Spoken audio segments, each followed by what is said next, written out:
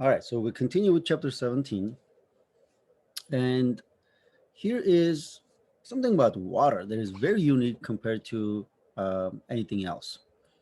Generally, when the temperature is decreasing,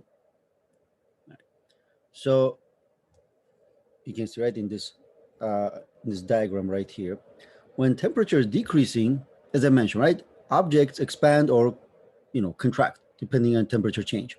When temperature is decreasing, for most, pretty much all the substances, well, the volume is decreasing, it contracts. Water is unique in a way that it behaves like that. That means as you're decreasing temperature, the the volume of water decreases until you get about 4 degrees Celsius. So there's 4 degrees Celsius.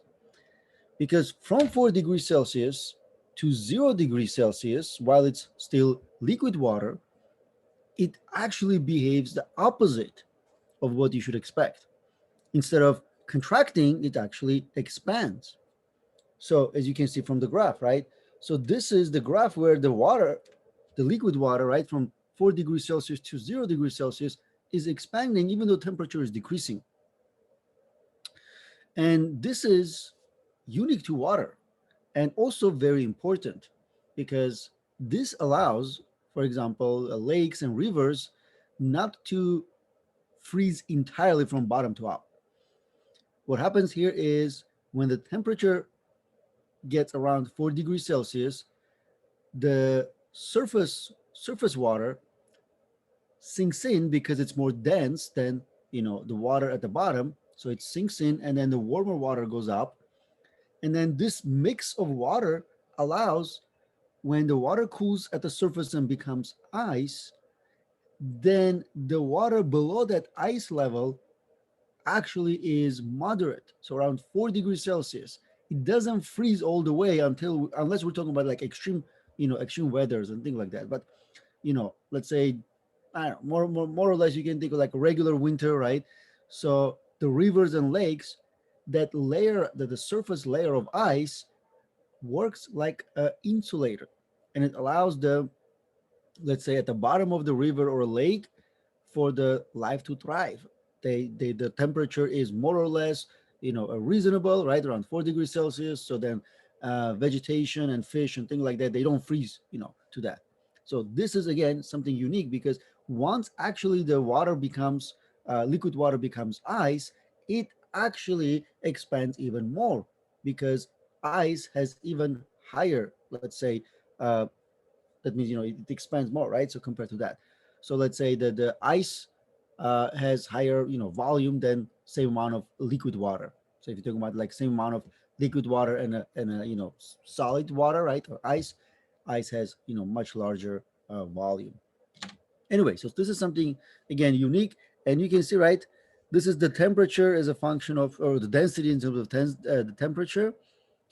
What it shows, the highest, or the greatest density for water occurs at 4 degrees Celsius. Okay, so that's why at 4 degrees Celsius, that the surface water, as soon as it reaches 4 degrees, it sinks because it's more dense than the water at the bottom. So then it allows then the little warmer water to go up, and then it constantly then mixes like this, right?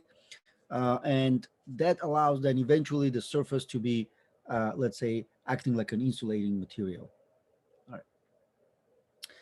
All right. So here we have kind of similar where the material is affected by the change in temperature. But this one is, you can think of like, is in terms of like a thermal stresses. So you can see, right? So the material may be fixed at its ends and therefore unable to expand. And this is important because imagine if you have, let's say, a rod like this. Okay. And then maybe you have another rod because you're building something that you need a long rod, but it's not very easy to manufacture a very long rod. So what you do, you just small pieces, put them together, and you end up, let's say, like a railroad or thing like that, right?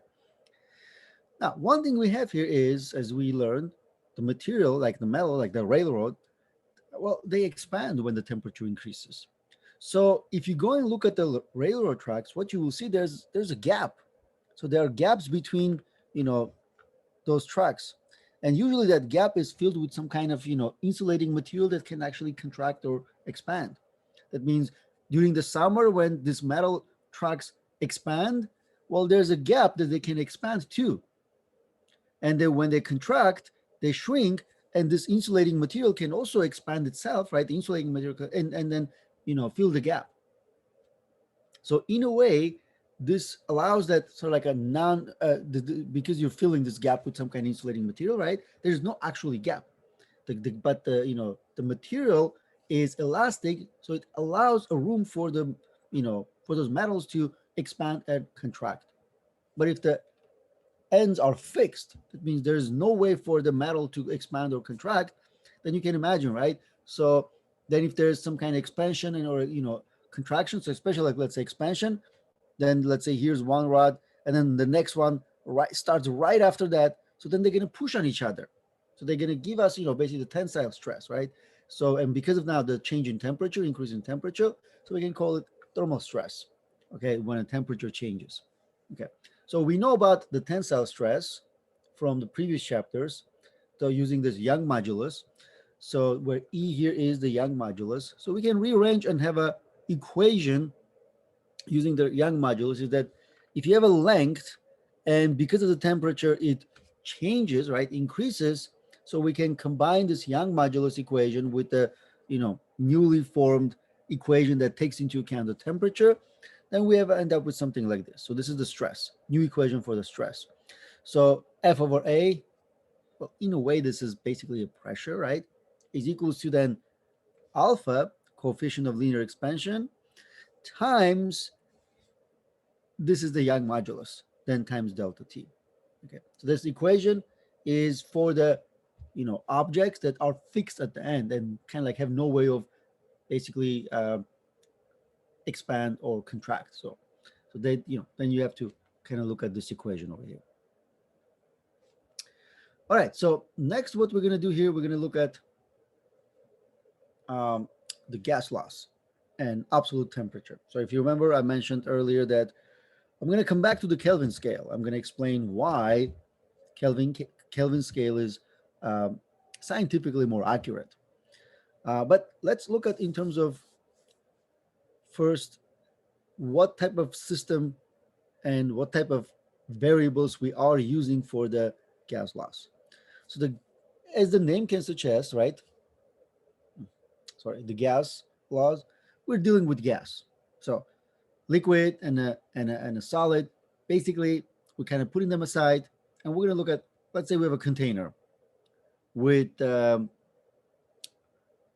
with some gas. Could be helium, could be hydrogen, could be I don't know, air, right? So whatever. So let's say with some gas.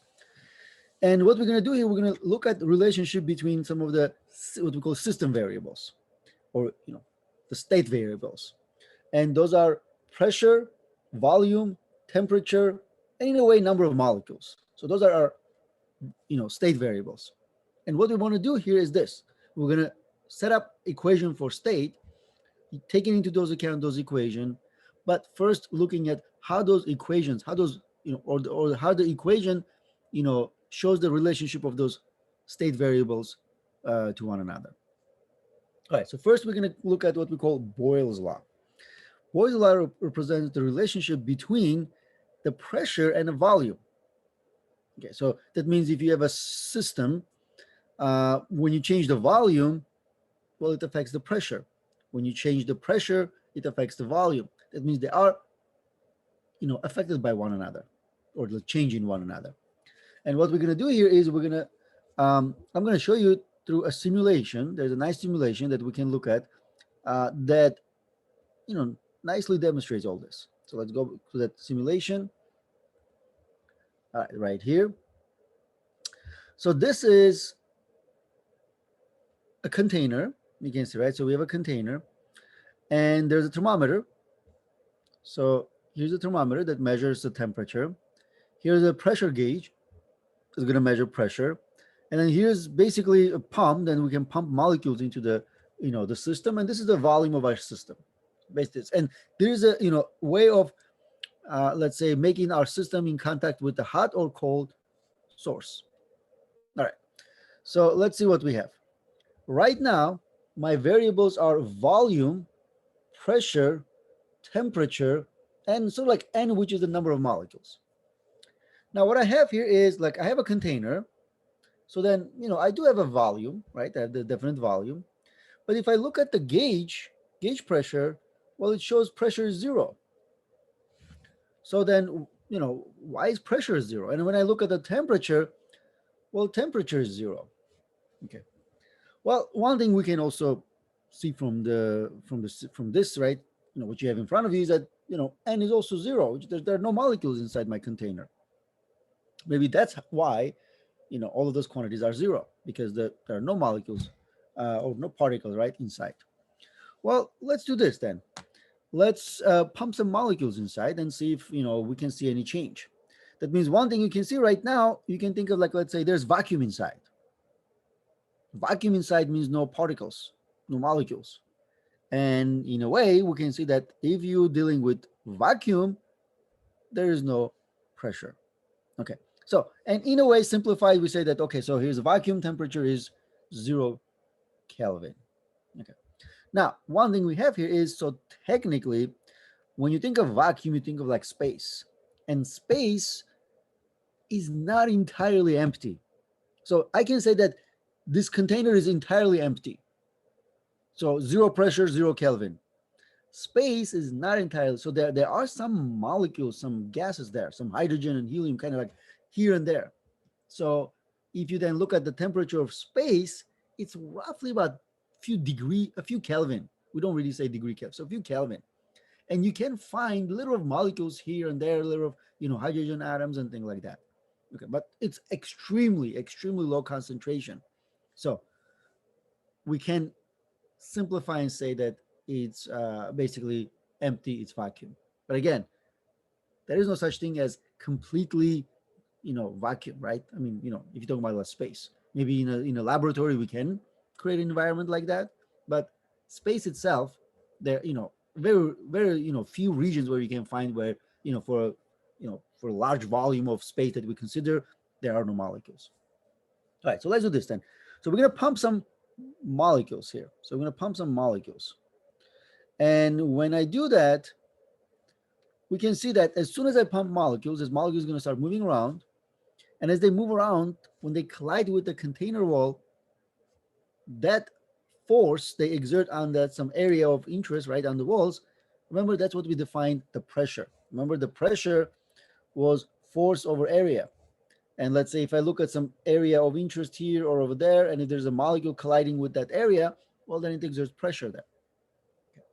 So let's do this. So let me pump some molecules.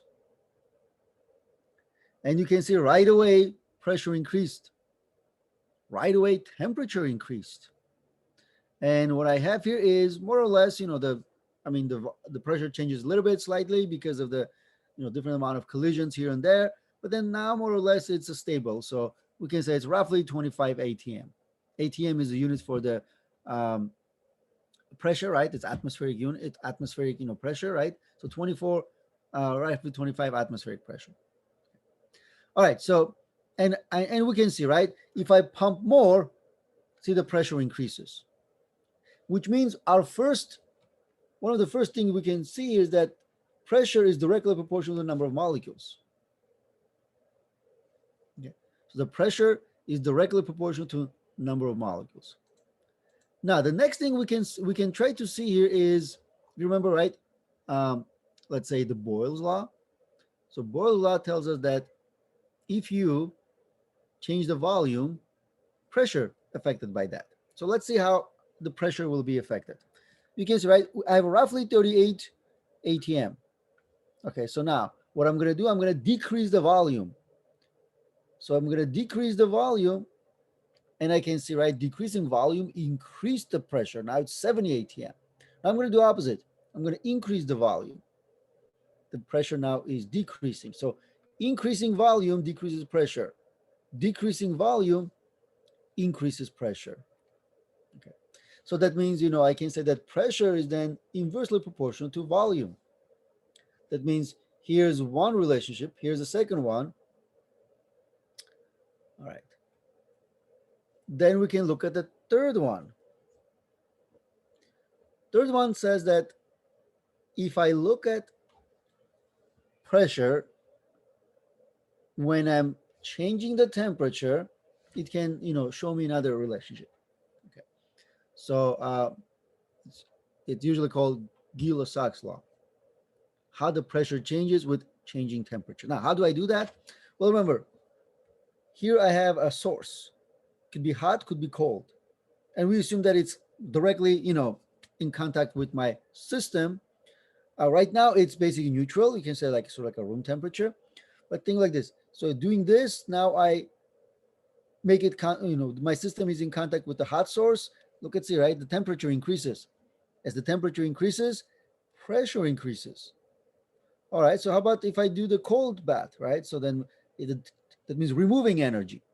Well, if I'm removing energy, the temperature decreases, pressure decreases. All right. So which means pressure is directly proportional to temperature. Okay. So pressure directly proportional to temperature. That means what I have here is the temperature increases, pressure increases. Temperature decreases, pressure decreases. So I have then this pressure proportional to number of molecules, temperature directly, but inversely to the volume. Okay, so those are the things that we can pretty much see from this simulation, and it's a nice simulation that kind of describes all of those things. And we can even do other things. Let's say I can remove some of the molecules to see that if I remove number of molecules, temperature decreases and the pressure decreases and things like that, right? So there are a number of interesting things we can do with this. But I think you got the main idea, which was to get that right. The pressure is directly proportional to number of molecules, and temperature inversely proportional to volume. All right, so let's go back. So that's kind of what we have. So that's why the graph, if you do pressure versus volume, looks like this, right? So because it's an inverse proportionality. So this is again known as the Boyle's law. The volume of a given amount of gas is inversely proportional to the pressure as long as the temperature is constant. Assuming we keep the temperature constant, not change, that means we are changing one thing at a time. Okay, that means to develop those relationships. Now the next, as we mentioned, if you change the temperature, the volume changes, which we learned, and also the the pressure changes, right? So the pressure changes and the volume changes. So in a way, what we can do here is this. So you can look at it from two different point of view. So you can look at it as a temperature in terms of the pressure, or the volume in terms of the temperature. Okay. So one thing, Lord Kelvin, the guy who basically invented Kelvin scale, realized one thing is that when you look at any substance, when you look at the substance, let's say relationship of the volume and temperature, and comparing to the another substance's relation to the volume of temperature, one thing we will see is this. So let's say this is going to be substance one. So let me do different colors. So this is substance one. Here's, let's say, T1, P1, and let's say this is another. Let me do it here. So let's say this is another T2, P2. So this is how one substance, as you decrease the temperature, pressure decreases. We know that, right? You decrease temperature, pressure decreases. Another substance also follows the same trend, but maybe its initial temperature, the pressure is different at the same temperature. Maybe it has something like this. So this is the temperature, the pressure at that temperature one, and this is the pressure at the temperature two. You know, they have different curves and things like that. One is steeper, the other one is not. But one thing you realize is this: if he continues follow this trend, he's going to go and cross the temperature line. And then if he looks at second one or the first one, right, he's going to do the same thing. And interesting enough, cross the temperature line exactly same place as the other one. And if you look at, I don't know, maybe a third one, which might have something like this, it also goes and crosses the temperature exactly same, you know, or the temperature line exactly same temperature. And what does the temperature represent over there? It's a temperature where all of those substances have zero pressure, right? That means doesn't matter what substance you're talking about. Every substance, as you decrease the temperature, their volume or their pressure becomes zero at a very specific, exactly same temperature. And he measured that to be negative 273.15 degrees Celsius if you're doing the Celsius scale. You can see, right? So that's the Celsius scale. Then he realized that that's basically the lowest possible temperature ever that we can have. You cannot go beyond that because that's basically the temperature that we have for vacuum, right? When is the pressure zero? When you have no molecules, you have zero temperature, right? So technically, that means he realized that at that temperature, even the most energetic atom or molecule stop moving, even if you have a system with molecules in it, right? So if you have a system with molecules, so let me show you that actually. If you go back to the simulation, see we have tons of molecules in the container, and the temperature is 264 Kelvin, and we have a pressure. See, if I cool this down, that means remove energy from them. As I remove energy, they start moving slower, and the temperature decreases, and the pressure decreases. Let's see, what does it mean to have 0 Kelvin and zero pressure? It might take a long time, but let's see if we can get that. All right, let's do this. So let's reset and just pump a little bit and do that. Probably will be easier because few molecules. You can see, right? As you're removing energy, they're moving slower. Pressure decreases, and you get closer and closer to 0 Kelvin. And you can see, right? So that's why it's very difficult to have 0 Kelvin, even in space, right? When you have vacuum, you might still have some molecules that are moving. So technically, the space has about 3 or 4 Kelvin temperature. So something like this. So imagine, right? So you need to remove every single ounce of energy that they have, joules of energy, like, or calories, like whatever you want, just in order for them to have 0 Kelvin. You can see, right? Closer you get to the 0 Kelvin, which already have zero ATM, right? Basically slower than moving. So 0 Kelvin means that absolutely no motion at all. Well, you can have molecules, but they're not moving. There you go. So 0 Kelvin. Okay. So that means, they are, let's say you see a little bit of motion, but let's say they're completely at rest. Well, if they're at rest, they cannot collide with the container wall. That means they cannot exert pressure. So that's what he realized. And he decided, you know what?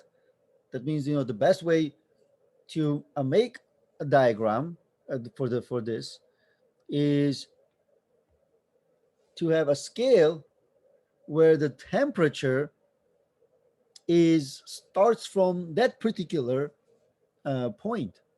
We call it absolute zero, and he called it 0 Kelvin or absolute zero, and that's basically the lowest temperature you can have, right? Which makes sense. I mean, zero should be zero. You cannot, if you're talking about temperature, right? You want, you start from there and just increase. So then 0 Kelvin is basically absolute zero. There's no such thing as, beyond that. All right. So now you can see, right? The concept of absolute zero allows us to define a third temperature scale, this Kelvin scale. It starts from 0 Kelvin, which is absolute zero, and basically goes whatever, how hot depending we can have. But the idea here is the delta T of the Kelvin scale is exactly the same delta T of the Celsius scale. And this is a very good advantage for us because in the calculations, right, we can always keep things in Celsius if it's a change in temperature. Okay, keep things in, but if it's just a temperature by itself, you have to use then Kelvin. Okay. All right. So going back, what we have here is this. If you're looking at, temperature, pressure, remember proportional to temperature, number of molecules, and volume. See, if you rearrange this, then move the volume to the other side, and keeping the number of molecules constant, let's say. So one thing you can have this, right? PV is proportional to temperature, because technically, like, N is probably the one thing that you almost never change. So if you have a container with some molecules, Well, let's say we can assume that you can keep that constant, then change volume, temperature, and so on and so forth. But the idea is that you can definitely change the number of molecules if you want to, right? So let's say if you have a balloon, if you blow air into the balloon, you are increasing the number of molecules in it, right? So that's one way to look at it. So then here's the thing. Then what about the amount of gas present? Well, if the temperature and pressure are constant, the volume is proportional to the amount of gas. Okay, so PV is proportional to m times T. Okay, well, m is then the mass of the amount of gas that we have. Okay, now here's what we have. 1 mole is defined as the number of grams of a substance that numerically equal to the molecular mass of a substance. Okay, so because one of the things we do here is when we talk about, let's say, uh, n, which is the number of molecules, remember, so this is total number of molecules in your system, and it can be an extremely large number. So one thing we can do here is we choose a sample number of molecules and call that number an Avogadro number of molecules. So let's say Na is the Avogadro number of molecules, and it is equals to 6.02 times 10 to the 23 molecules. And then this many molecules we define to be equivalent to 1 mole. So mole. Then that means what we do here is say total number of molecules divided by this sample number of molecules, and this is equals to the n, which is number of moles. Okay. So that's what we have, right? Mole is defined as the, two different ways, right? So one will be in terms of the number of grams of a substance. There's numerical equal to the molar mass of the substance, right? Divided by, so the mass in grams divided by molar mass in gram per mole. But you can also do it from using this equation, where total number of molecules divided by Avogadro number of molecules, which in a way makes sense, right? N represents total number of molecules, and A represents Avogadro number of molecules. So then you can, rearrange this and always use Avogadro number of molecules times the mole, the mole, right? Number of moles instead of, N, which is the total number of molecules. And then, for example, for hydrogen, H2, 1 mole has mass of 2 grams. Well, this is the molecule, right? This is H2. That means each H has 1 gram. All right, so let's say here you have neon, right? Has 20 grams. Carbon dioxide has 44 grams, which is basically carbon, 1 carbon, and 2 oxygens together combined, and you get 44 grams. Okay, so in this case, carbon is 12, oxygen is 16. So you just basically add 2 oxygens, 16 plus 16, that gives you 32. Then plus 1 carbon, which is 12, gives you 44, right? So the carbon is 12, oxygen O2 gives you 16 times 2, and then add them together, so you get 44 grams. Okay. So then N, which is number of moles, is equals to mass in grams. That means, whatever you have, the total mass in grams, divided by the molar mass. That means let's say if you have container with water, so this is the total mass of the entire water that you have. And then divided by how much would 1 mole of that substance basically be, the mass of that 1 mole. So the gram per mole. Okay. So that's, and in this container, you can have 2 moles, 3 moles, 5 moles, where each mole is this many number of molecules. All right. So then here's then this equation where going from, remember, pressure proportional to number of molecules, then temperature, and over the volume.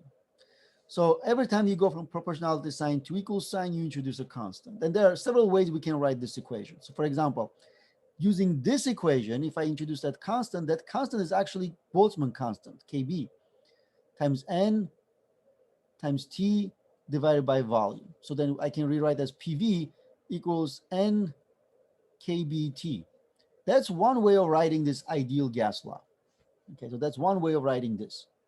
But then remember, one thing we have here is this.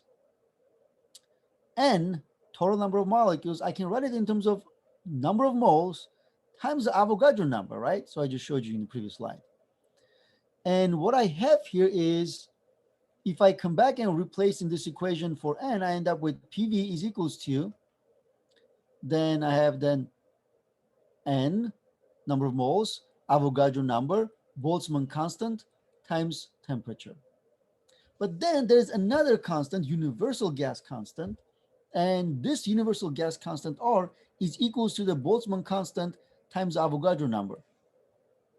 That means things like this. Those two together, if I replace with R, then I end up with that equation, right? PV is equals to NR times T. And that's what I have, over here. That means there are several ways you can write this equation. You just probably the PV equals nRT is the most commonly used version of this equation, where R is the number of moles, R is the gas constant, T is the temperature in Kelvin.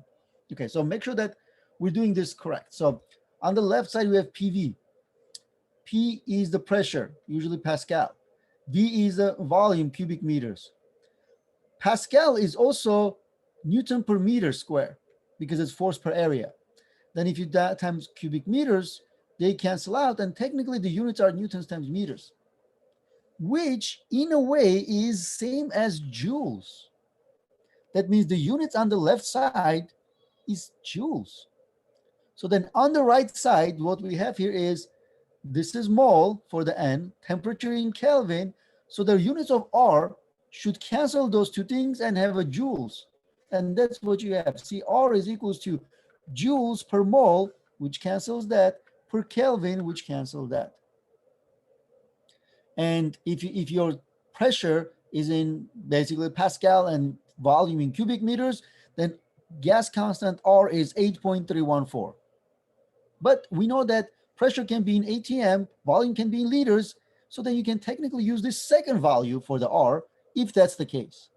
Or the pressure can be in, let's say, or you can let's say in terms of instead of joules on the left side, you can have it in terms of calories. So again, you can use this equation, which, probably the least used.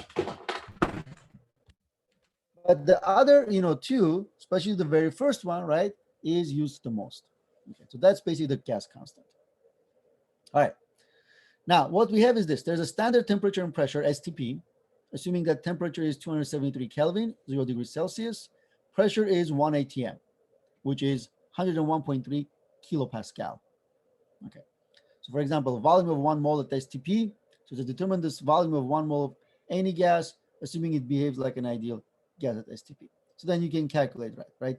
So volume is equals to N or T divided by P using this ideal gas law equation. So it says 1 mole. So this is 1 mole. Then constant here is 8.314. Temperature is, if you then using, let's say at STP, has to be Kelvin, not zero. Otherwise, you get zero volume, right? Makes no sense. 273 Kelvin, and then divided by the, 1.013 times 10 to the 5 Pascal. And then you can calculate the volume for that. Okay. So you can see that basically, determining the volume of 1 mole of any gas. Okay. So you have the same number of moles, same temperature, same thing, right? So you should get then the volume. All right. So here's then what we have. So 1 mole of an ideal gas is 22.4 liters. Okay. That means one mole of an ideal gas, no matter what it is 22.4 liters, because because of that equation we just saw. Which means that you can take this and technically convert it into the cubic meters, right? If you want. But the idea here is this. So if the amount of gas does not change, this is for in terms of you are doing some kind of, let's say, what we call a process. Okay. So you're doing some kind of, um, change to your system. So for example, right? So let's say you have a system state. This is your state one, where you have then volume one, temperature one, pressure one, and number of molecules one, let's say, number of moles. And then you do something, you basically change your state by changing any of those variables. Remember, again, assuming not, amount of gas does not change. So in a way, this remains constant. So N1 is equals to N2. So let's say it equals to some N. Then what I have here is state two will be then pressure 2, V2, temperature 2, which means that my equation for state 1 will be P1 V1 equals NR times T1. But if I divide both sides by T1, so I get this. So P1 V1 over T1 equals N times R. Well, for my state 2, it will be then P2 V2 is equals to NR T2. But since R and N doesn't change and R is a constant, if I divide both sides by T2, then again I get NR. That means this N times R is the same for state 1 and state 2. Well, that means this P1 V1 over T1 is also exactly equals to P2 V2 over T2. That means those ratios are the same. That means I can use that to calculate any type of change in my system. So some kind of process that we did, right? And we can then, let's say if I double the volume or make it at half of them, and I can see what happens to the pressure and temperature and so on and so forth. That means I can always use this equation to solve problems using, of this ideal gas law. And next examples basically pretty much shows you how we can use this equation, right? Pick it out some of the unknowns and calculate that. All right, so again, so this is in terms of this Avogadro number. Remember, so Avogadro number is sample number of molecules. So we take this to be 6.02 times 10 to the 23 molecules per mole. Okay, so again, so this is PV equals nRT, or where N here is equals to total number of molecules over Avogadro number times RT. So PV equals NKT. That means this is another version. So you have two versions, right? Where K, Boltzmann constant, I like to put a B as a subscript, so we know it's a Boltzmann constant, is then 1.38 times 10 to the negative 23 joules per Kelvin. All right, so that means depending on what exactly you're given in the problem, you can either use this equation or PV equals nRT. So two different versions, pretty much give you the same thing. All right, so let's look at some examples then. So you have a 20-liter tank, contains 4.86 times 10 to the negative 4 kilogram of helium at 18 degrees Celsius.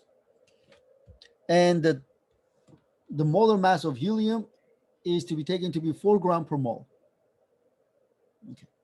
So that's basically our, what we're given as a prop. So we have a volume of 20 liters. We're given the total number of mass of a substance, right? 4.86 times 10 to the negative 4 kilogram. And we're given the initial temperature of 18 degrees Celsius.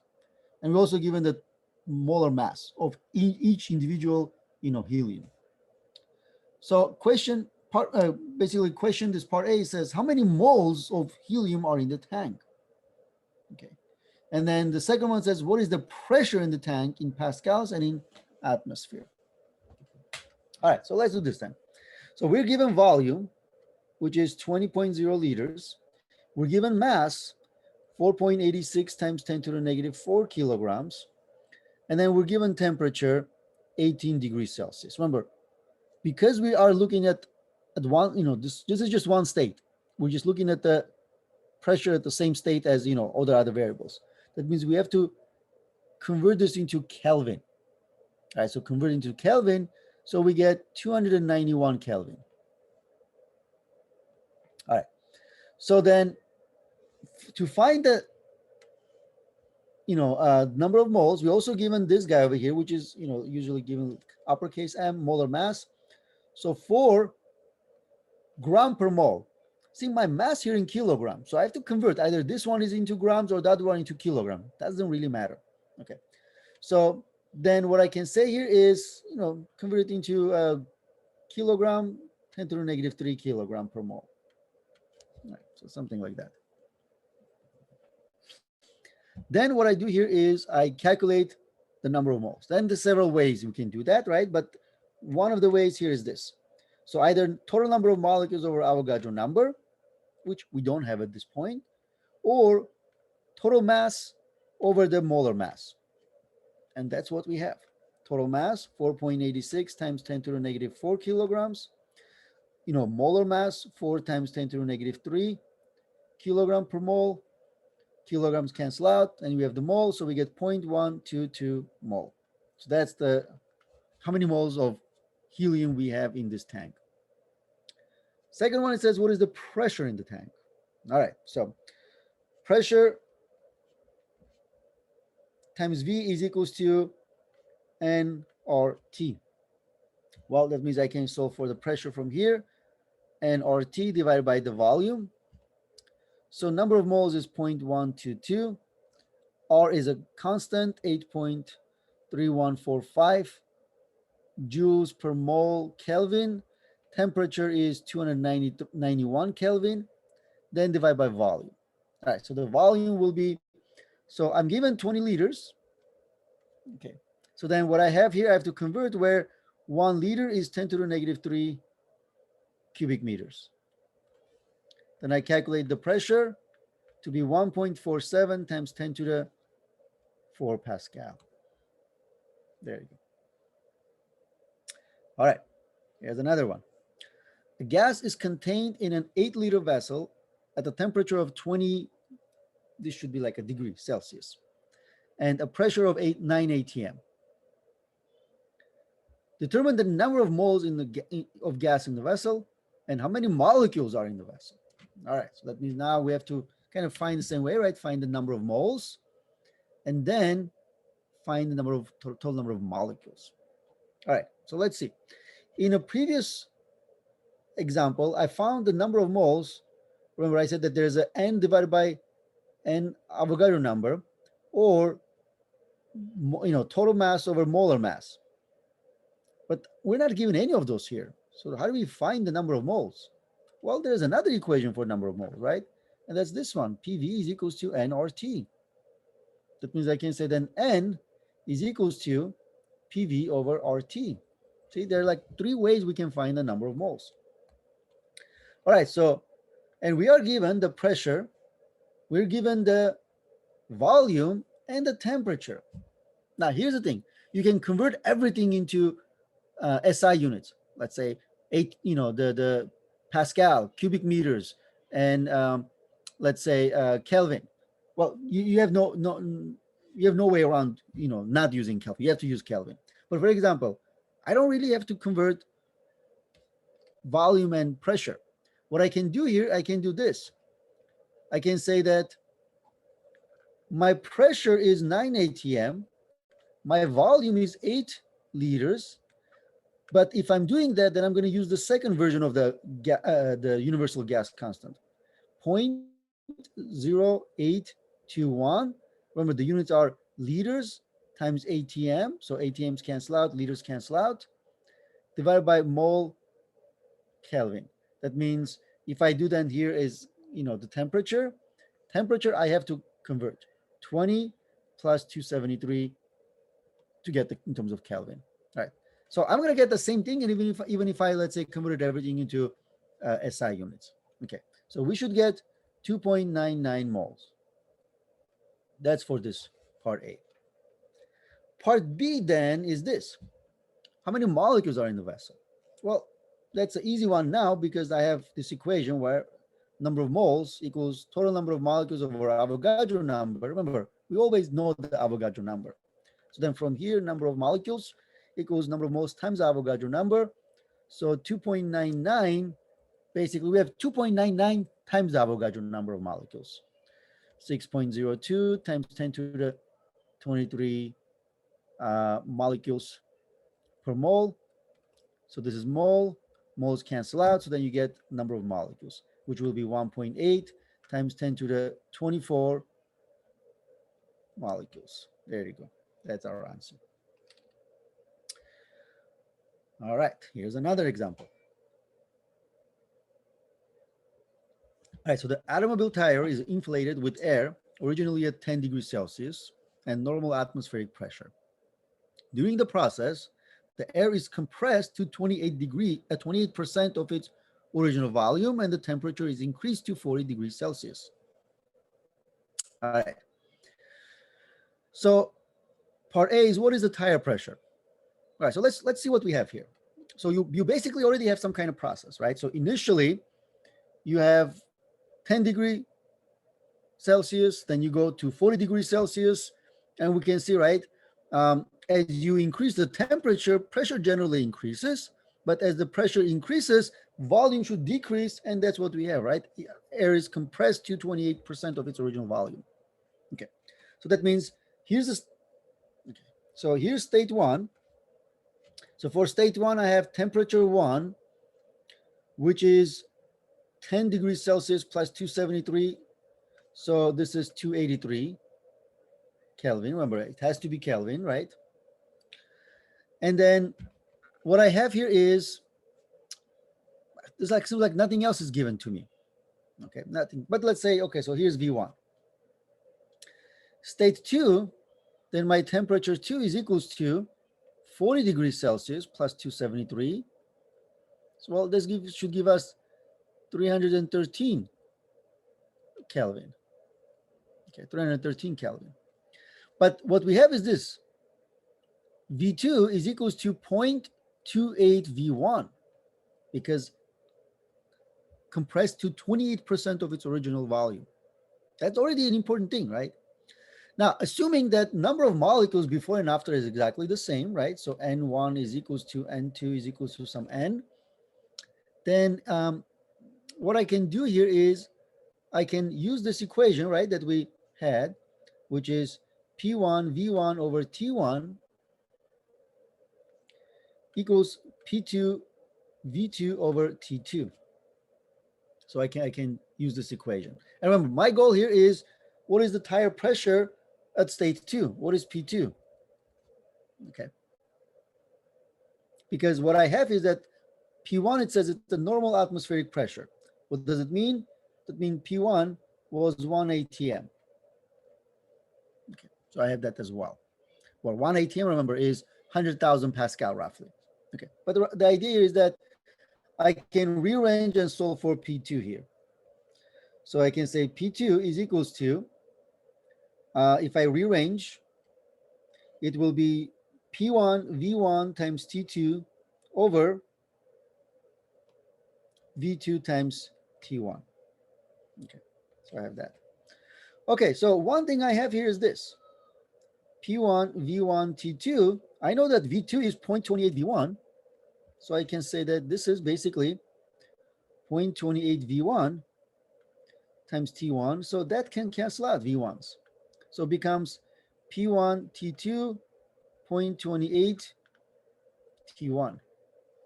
That's it. So, all right, so now what is the pressure? Well, I can say that pressure is 1 atm, temperature 2 is 313, then 0.28 times temperature 1, 283.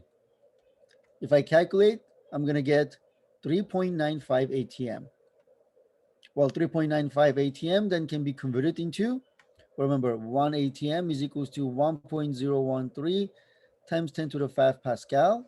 I can convert this to be 4 times 10 to the 5 Pascal. So it's roughly 4 kilopascal, right? Basically, that's what I have for the part A. Part B then says, after the car is driven at high speed, the tire's air temperature rises to 85 degrees Celsius and the tire's interior volume increases by 2%. What is the new tire pressure? Absolute pressure. All right, so for this one then, we again basically have the same type of relationship, right? So let's kind of like draw a line like this. So for part B, we can say that now our volume, think like this. So let's call this is basically our state three. Okay. So I can say that what I have here is P3, V3 is equals to N times R times T3. Okay. So I can have something like this. And again, kind of, um, let's say reference it to one of those, let's say a temperature. So let's say go back to the very first one. Okay. So then what I can say here is using, equation for state one and equation for state three, right? I can relate those things. I can say P3 V3 over T3 equals P1 V1 over T1. Okay. So again, rearrange and so for P3, okay, here where we can say then uh, temperature T3 must be converted to, let's say, Kelvin, right? So P3 should be in terms of 85 plus 273. So it should give us 358 Kelvin. And then in terms of our volume, right? So our volume 3 should be in terms of 2% increase, which means like, let's say it's 1.0, 1.02 of the volume.